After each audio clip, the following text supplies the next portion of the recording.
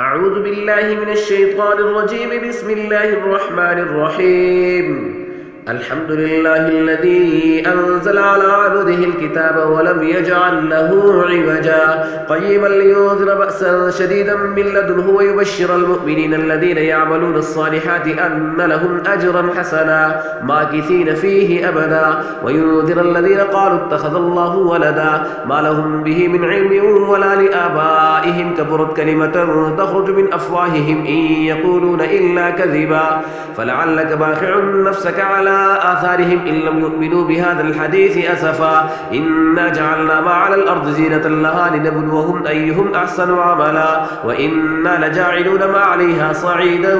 جرزا أم حسبت أن أصحاب الكهف والرقيم كانوا من آياتنا عجبا إذ أوى الفتية إلى الكهف فقالوا ربنا آتنا من لدنك رحمة وهيئ لنا من أمرنا رشدا فضربنا على آذانهم في الكهف سنين عددا ثم بعثناهم لنعلم أي الحزبين أحصى لما لبثوا أمدا نحن نقص عليك نبأهم بالحق إنهم فتية آمنوا بربهم وزدناهم هدى وربطنا على قلوبهم إذ قاموا فقالوا ربنا رب السماوات والأرض لن ندعو من دونه إلها لقد قلنا إذا شططا هؤلاء قوم اتخذوا من دونه آلهة لولا يأتون عليهم بسلطان بين فمن أظلم ممن افترى على الله كذبا وإذ اعتزلتموهم وما يعبدون إلا الله فأووا إلى الكهف ينشر لكم ربكم من رحمته ويهيئ لكم من أمركم مرفقا وترى الشمس إذا طلعت تزاور عن كهفهم ذات اليمين وإذا غربت تقرضهم ذات الشمال وهم في فجوة منه ذلك من آيات الله من يهد الله فهو المهتد ومن يضلل فلن تجد له وليا مرشدا وتحسبهم أيقاظا وهم رقود ونقلبهم ذات اليمين وذات الشمال وكلبهم باسط ذراعيه بالبصير لم اطلعت عليهم لوليت منهم فرارا ولملئت منهم رعبا وكذلك بعثناهم ليتساءلوا بينهم قال قائل منهم كم لبثتم قالوا لبثنا يوما أو بعض يوم قالوا ربكم أعلم بما لبثتم فبعثوا أحدكم بورقكم هذه إلى المدينة فلينظر أيها أزكى طعاما فليأتكم برزق منه وليتلطف ولا يشعرن بكم أحدا إنهم إن يظهروا عليكم يرجموكم أو يعيدوكم في ملتهم ولن تفلحوا إذا أبدا وكذلك أعثرنا عليهم ليعلموا أن وعد الله حق وأن الساعة لا ريب فيها إذ يتنازعون بينهم أمرهم فقالوا بنوا عليهم بنيانا ربهم أعلم بهم قال الذين غلبوا على أمرهم لنتخذن عليهم مسجدا سيقولون ثلاثة رابعهم كلبهم ويقولون خمسة سادسهم كلبهم رجما بالغيب ويقولون سبعة وثامنهم كلبهم قل ربي أعلم بعدتهم ما يعلمهم إلا قليل فلا تمار فيهم إلا مراء ظاهرا ولا تستفت فيهم منهم أحدا ولا تقولن لشيء إني فاعل ذلك غدا إلا أن يشاء الله واذكر ربك إذا نسيت وقل عسى أن يهديني ربي لأقرب من هذا رشدا ولبثوا في كهفهم 300 سنين وازدادوا 9 قل الله أعلم بما لبثوا له غيب السماوات والأرض أبصر به وأسمع ما لهم من دونه من ولي ولا يشرك في حكمه أحدا واتل ما أوحي إليك من كتاب ربك لا مبدل لكلماته ولن تجد من دونه ملتحدا واصبر نفسك مع الذين يدعون ربهم بالغداة والعشي يريدون وجهه ولا تعد عيناك عنهم تريد زينة الحياة الدنيا ولا تطع من أغفلنا قلبه عن ذكرنا واتبع هواه وكان أمره فرطا وقل الحق من ربكم فمن شاء فليؤمن ومن شاء فليكفر إنا أعتدنا للظالمين نارا أحاط بهم سرادقها وإن يستغيثوا يغاثوا بماء كالمهل يشفي الوجوه بئس الشراب وساءت مرتفقا إن الذين آمنوا وعملوا الصالحات إنا لا نضيع أجر من أحسن عملا أولئك لهم جنات عدن تجري من تحتهم الأنهار يحلون فيها من أساور من ذهب ويلبسون ثيابا خضرا من سندس واستبرق متكئين فيها على الأرائك نعم الثواب وحسنت مرتفقا واضرب لهم مثل الرجلين جعلنا لأحدهما جنتين من أعناب وحففنا بنخل وجعلنا بينهما زرعا كلتا الجنتين آتت أكلها ولم تظلم منه شيء وفجرنا خلالهما نهرا وكان له ثمر فقال لصاحبه وهو يحاوره أنا أكثر منك مالا وأعز نفرا ودخل جنته وهو ظالم لنفسه قال ما أظن أن تبيد هذه أبدا وما أظن الساعة قائمة ولئن رددت إلى ربي لأجدن خيرا منها منقلبا قال له صاحبه وهو يحاوره أكفرت بالذي خلقك من تراب ثم من نطفة ثم سواك رجلا لكنه والله ربي ولا أشرك بربي أحدا ولولا إذ دخلت جنتك قلت ما شاء الله لا قوة إلا بالله إن ترني أنا أقل منك مالا وولدا فعسى ربي أن يؤتيني خيرا من جنتك ويرسل عليها حسبانا من السماء فتصبح صعيدا زلقا أو يصبح ماؤها غورا فلن تستطيع له طلبا وأحيط بثمره فأصبح يقلب كفيه على ما أنفق فيها وهي خاوية على عروشها ويقول يا ليتني لم أشرك بربي أحدا ولم تكن له فئة ينصرونه من دون الله وما كان منتصرا هنالك الولاية لله الحق هو خير ثوابا وخير عقبا واضرب لهم مثل الحياة الدنيا كماء إن أنزلناه من السماء فاختلط به نبات الأرض فأصبح هشيما تذروه الرياح وكان الله على كل شيء مقتدرا المال والبنون زينة الحياة الدنيا والباقيات الصالحات خير عند ربك ثوابا وخير أملا ويوم نسير الجبال وترى الأرض بارزة وحشرناهم فلم نغادر منهم أحدا وعرضوا على ربك صفا لقد جئتمونا كما خلقناكم أول مرة بل زعمتم أن لن نجعل لكم موعدا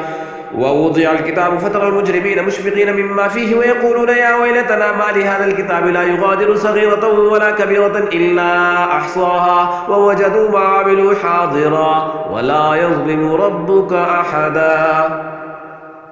وإذ قلنا للملائكة اسجدوا لآدم فسجدوا إلا إبليس كان من الجن ففسق عن أمر ربه أفتتخذونه وذريته أولياء من دوني وهم لكم عدو بئس للظالمين بدلا ما أشهدتم خلق السماوات والأرض ولا خلق أنفسهم وما كنت متخذ المضلين عضدا ويوم يقول نادوا شركائي الذين زعمتم فدعوهم فلم يستجيبوا لهم وجعلنا بينهم موبقا ورأى المجرمون النار فظنوا أنهم مواقعون ولم يجدوا عنها مصرفا ولقد صرفنا في هذا القرآن للناس من كل مثل وكان الإنسان أكثر شيء جدلا وما منع الناس أن يؤمنوا إذ جاءهم الهدى ويستغفروا ربهم إلا أن تأتيهم سنة الأولين أو يأتيهم العذاب قبلا وما نرسل المرسلين إلا مبشرين ومنذرين ويجادل الذين كفروا بالباطل ليدحضوا به الحق واتخذوا آياتي وما أنذروا هزوا ومن أظلم ممن ذكر بآيات ربه فأعرض عنها ونسي ما قدمت يداه إنا جعلنا على قلوبهم أكنة أن يفقهوه وفي آذانهم وقرا وإن تدعوهم إلى الهدى فلن يهتدوا إذا أبدا وربك الغفور ذو الرحمة لو يؤاخذهم بما كسبوا لعجل لهم العذاب بل لهم موعد لن يجدوا من دونه موئلا وتلك القرى أهلكناهم لما ظلموا وجعلنا لمهلكهم موعدا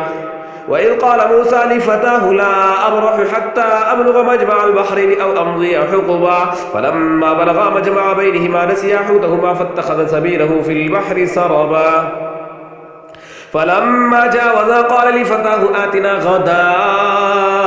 لقد لقينا من سفرنا هذا نصبا قال أرأيت إذ أوينا إلى الصخرة فإني نسيت الحوت وما أنسانيه إلا الشيطان أن أذكره واتخذ سبيله في البحر عجبا قال ذلك ما كنا نبغي فارتدنا على آثارهما قصصا فوجدا عبدا من عبادنا آتناه رحمة من عندنا وعلمناه من لدنا علما قال له موسى هل أتبعك على أن تعلمني مما علمت رشدا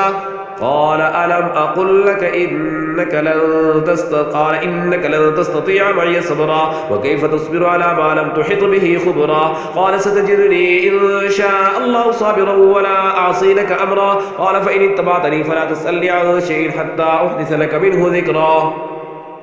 فانطلقا حتى إذا ركبا في السفينة خرقها قال أخرقتها لتغرق أهلها لقد جئت شيئا إمرا قال ألم أقل إنك لن تستطيع معي صبرا قال لا تؤاخذني بما نسيت ولا ترهقني من أمري عسرا فانطلقا حتى إذا لقيا غلاما فقتله قال أقتلت نفسا زكية بغير نفس لقد جئت شيئا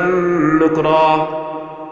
قال ألم أقل لك إنك لن تستطيع معي صبرا قال إن سألتك عن شيء بعدها فلا تصاحبني قد بلغت من لدني عذرا فانطلقا حتى إذا أتيا أهل قرية استطعما أهلها فأبوا أن يضيفوهما فوجدا فيها جدارا يريد أن ينقض فأقامه قال لو شئت لاتخذت عليه أجرا قال هذا فراق بيني وبينك سأنبئك بتأويل ما لم تستطع عليه صبرا أما السفينة فكانت لمساكين يعملون في البحر فأردت أن أعيبها وكان وراءهم ملك يأخذ كل سفينة غصبا وأما الغلام فكان أبواه مؤمنين فخشينا أن يرهقهما طغيانا وكفرا فأردنا أن يبدلهما ربهما خيرا منه زكاة وأقرب رحما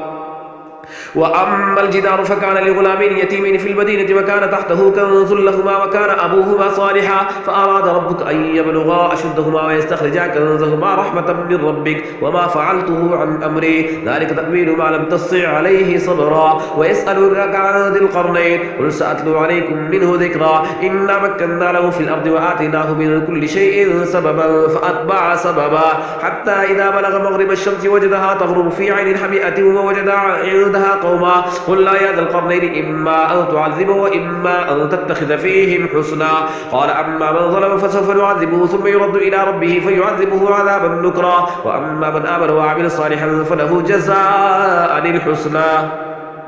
وسنقول له من أمرنا يسرا ثم أتبع سببا حتى إذا بلغ مطلع الشمس وجدها تطلع على قوم لم نجعل لهم من دونها سترا كذلك وقد أحطنا بما لديه خبرا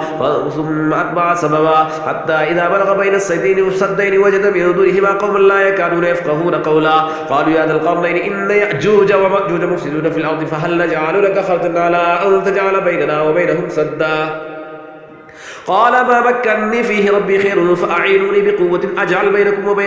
وبينهم ردما آتوني زبر الحديد حتى إذا صار بين الصدفين قال انفخوا حتى إذا جعله نارا قال آتوني أفرغ عليه قطرا وما استطاعوا أن يظهروه وما استطاعوا له نقبا قال هذا رحمة من ربي فإذا جاء وعد ربي جعله دكا وكان وعد ربي حقا وتركنا بعضهم يومئذ يموج في بعض ونفخ في الصور فجمعناهم جمعا وعرضنا جهنم يومئذ للكافرين عرضا الذين كانت أعينهم في غطاء عن ذكري وكانوا لا يستطيعون سمعا أفحسب الذين كفروا أن يتخذوا عبادي من دوني أولياء إنا أعتدنا جهنم للكافرين نزلا قل هل ننبئكم بالأخسرين أعمالا الذين ضل سعيهم في الحياة الدنيا وهم يحسبون أنهم يحسنون صنعا أولئك الذين كفروا بآيات ربهم ولقائه فحبطت أعمالهم فلا نقيم لهم يوم القيامة وزنا ذلك جزاؤهم جهنم بما كفروا واتخذوا آياتي ورسلي هزوا إن الذين آمنوا وعملوا الصالحات كانت لهم جنات الفردوس نزلا خالدين فيها لا يبغون عنها حولا قل لو كان البحر مدادا لكلمات ربي لنفذ البحر قبل أن تنفذ كلمات ربي ولو جئنا بمثله مددا قل إنما أنا بشر مثلكم يوحى إلي أنما إلهكم إله واحد فمن كان يرجو لقاء ربه فليعمل عملا صالحا ولا يشرك بعبادة ربه أحدا صدق الله العظيم.